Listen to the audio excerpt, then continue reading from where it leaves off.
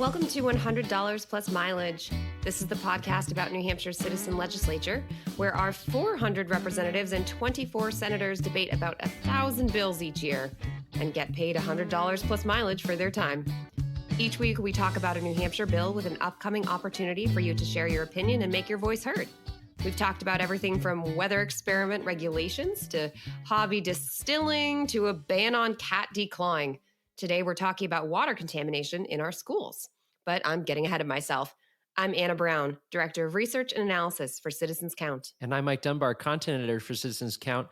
Anna, water contamination isn't quite as fun to talk about as weather experiments and hobby distilling. I know. I really did not pick the happiest subject. We've all seen the headlines in recent years about PFAS in our water and whether that has anything to do with the childhood cancer cluster on the seacoast. Stories about people in Merrimack getting pallets of bottled water from the state. Sometimes I wonder if my nonstick pan is going to kill me, and it's really not uplifting. But we're not even talking about PFAS today. We're talking about an older, well-known contaminant, and that's lead. Yeah, and I've heard about lead paint. You know, that's a big issue in New Hampshire's old houses. But I guess I've been living in blissful ignorance as to what might be happening in terms of lead pipes in New Hampshire.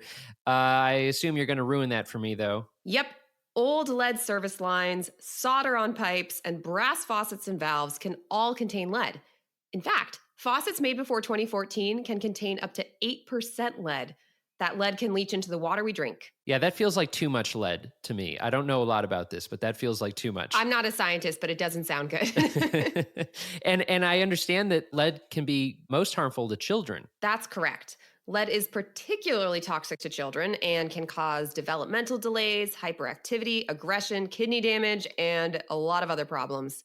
Every year, hundreds of children in New Hampshire under age 6 show elevated lead levels in their blood. But there is some good news. The number of children with elevated lead levels in their blood has declined over the past few years in New Hampshire. However, policymakers argue lead poisoning is 100% preventable, and New Hampshire should aim for 0 children with elevated lead levels in their blood. Yeah, I remember back in 2018, legislators passed a big bill to fight childhood lead poisoning, which was called SB 247. And that established universal blood testing for lead in children aged 1 and 2, created no interest loans for landlords to address lead contamination in older houses, and required schools and licensed childcare facilities to test water for lead and other things. So if a water test reveals lead levels over 15 parts per billion, SB 247 requires schools and daycares to install new plumbing or address the contamination in some other way. 15 parts per billion is the Federal Environmental Protection Agency's limit for lead in public water systems. Okay, so let's talk about what has happened since SB 247 became law. The first round of water testing revealed about 5% of New Hampshire schools and childcare facilities had water outlets with lead levels over that federal limit. I looked at the spreadsheet of statewide test results, and I have to comment that in some cases it was way over the federal limit. Like, there was a water fountain at a school in Manchester. I'm not going to say the name because I don't want to put them on blast since this was a few years ago, but it showed lead levels 59 times Yikes. the federal limit. So you have a child water fountain in a school with 59 times as much lead as the feds say is, acceptable. So schools and daycares began the process of replacing lead fixtures and installing filters, but the problem of lead contamination persists. According to testimony from the Department of Environmental Services, also called DES, about 40% of schools have not completed testing. The law also does not require follow-up tests or reporting to ensure lead contamination is addressed. So like I said, I wasn't going to put that school on blast. I'm going to assume that they no longer have a water fountain with 59 times as much lead as they're allowed to have. But there's no way to check that unless I personally call up that school and I'm like, hey, what happened with that sink situation? Right, exactly. And now we're getting into the bills that we want to talk about today. So in 2022, legislators in both the House and Senate introduced bills to strengthen the lead testing and reporting requirements for public and private schools as well as childcare facilities. So these two bills are HB 1421 and SB 452, and they have a lot in common. Anna, why don't you break it down for us? Okay, both bills require 3 rounds of water testing for lead between 2016 and 2024. Both bills require schools and daycares to submit test results to a public database. Both bills require an additional round of testing after lead remediation, such as installing that new faucet or filter, to prove that lead levels are down. And the law already required schools and child care facilities to notify parents if test results show high lead levels. But HB 1421 gets more specific. It says the notification must occur in at least two places, including a website and a direct communication with parents via email or printed flyer. HB 1421 also gives DES the authority to fine schools and childcare facilities that fail to follow testing and remediation requirements. SB 452 makes a potentially even bigger change. It lowers the amount of lead tolerated in water. So, SB 247, the law passed back in 2018, requires schools to install new plumbing or otherwise address lead contamination over 15 parts per billion. SB 452, one of these bills this year, would lower that limit to 5 parts per billion. All right, let's talk about pros and cons. So, supporters of HB 1421 and SB 452 generally argue that New Hampshire needs to beef up its laws to ensure that children are not drinking contaminated water at schools and childcare facilities. The requirements for follow up testing and a public database will create accountability for schools and daycares that have not yet tested or addressed contamination. And as you noted above, about 40% of schools have yet to complete testing for lead.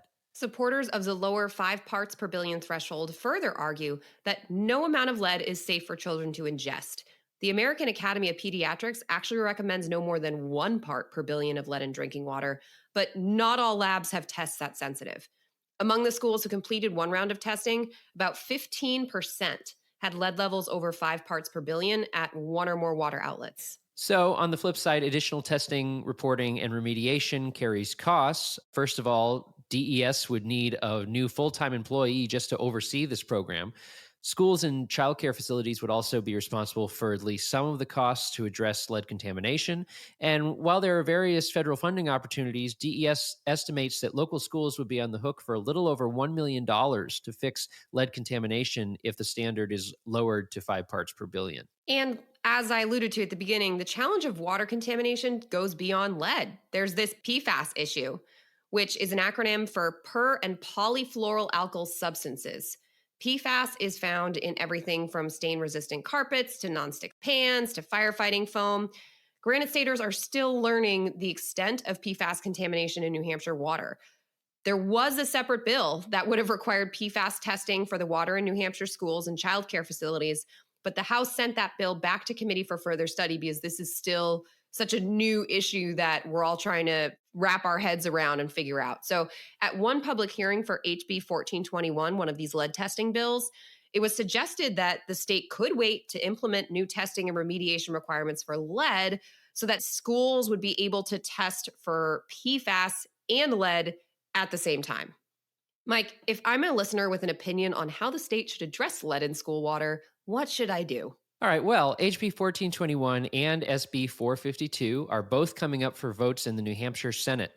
So if you have an opinion about how the state should address lead in water at schools and childcare facilities, contact your state senator and make your voice heard. You can start by finding out who represents you by clicking elected officials on the navigation bar of the Citizens Count website. So that brings us to our closing segment, Only in New Hampshire. Anna, what fun facts do you have for this week? Hopefully something a little lighter than lead. I mean, that pun is that's just precious, Mike. So Womp womp. let's talk about hot dog stands. Because for several weeks now, I have been teasing our listeners with little details about a bill introduced this year that would require the Department of Health and Human Services to make rules allowing the sale of fresh condiments such as sauerkraut, chili, cheese, beans, and fresh vegetables on push carts selling frankfurters and pre-cooked sausages. The time has come for me to share what I have learned about this critical issue. The bill was prompted by a guy with a hot dog stand who has seen a lot of sad faces because his customers want chili on their dogs and the state doesn't allow it. He can only offer prepackaged toppings like ketchup and mustard. He wants to liberate the hot dog, but of course, the issue is more complex than it appears. The real issue here is that hot dog stands have way fewer food safety rules compared to food trucks and restaurants because there's almost zero food preparation. The only real food prep with hot dog stands is pre-cooking the hot dogs, which stay hot in the cart.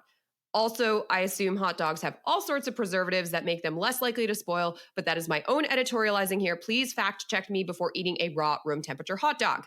If we're preparing fresh food, say making chili, there are a lot more state rules about how to safely handle that food, how you clean dirty dishes, how many sinks you have, and so on. A push cart doesn't have a sink or really big counters. So the question becomes, is the food prep happening in someone's home? Is everything being stored at the right temperature? Are the surfaces clean? And suddenly it looks a lot more like regulating a restaurant than a hot dog cart. At the public hearing for this bill, HB 1095, there was a lot of discussion about whether the state could come up with some rules so hot dog stands could partner with restaurants or grocery stores or something like that to get fresh toppings. But legislators just kept on running into the problem of how you safely prep and store the food. Even chopping fresh onions, which there was a long debate about that, has to happen somewhere with a clean surface, clean knife, and then how are you transporting it, yada, yada, yada. Ultimately, the committee discovered that you can buy tiny packets of onions and sauerkraut, like those mustard and ketchup packages, and that seemed to satisfy them. So the committee voted unanimously to kill the bill, and the rest of the House followed suit. No more debate about fresh toppings on hot dogs. But I will say there was also significant time spent debating in committee whether sauerkraut, chili, or raw onions are the best hot dog topping, and also how Italian sausages are different from hot dogs. And I would just like to personally say Italian sausages far superior. Okay, so, and I don't want to gross anybody out, but most of the meals I have eaten in my lifetime have been produced in a home kitchen, completely uncertified by government regulators, and I am here to tell the tale. So I think that stands. Okay, but point. Did you see that story? Did you see that story about the dude who reheated lo mein? The young guy who reheated lo mein and got like some crazy disease and died? This was a few weeks ago. I mean, but granted, you know what? The lo mein was not made in your mom's kitchen. That's clearly the issue. And it also kind of reminds me of the whole thing with the lemonade stands from, I think, 2020. They were upset about people wanting to regulate lemonade stands.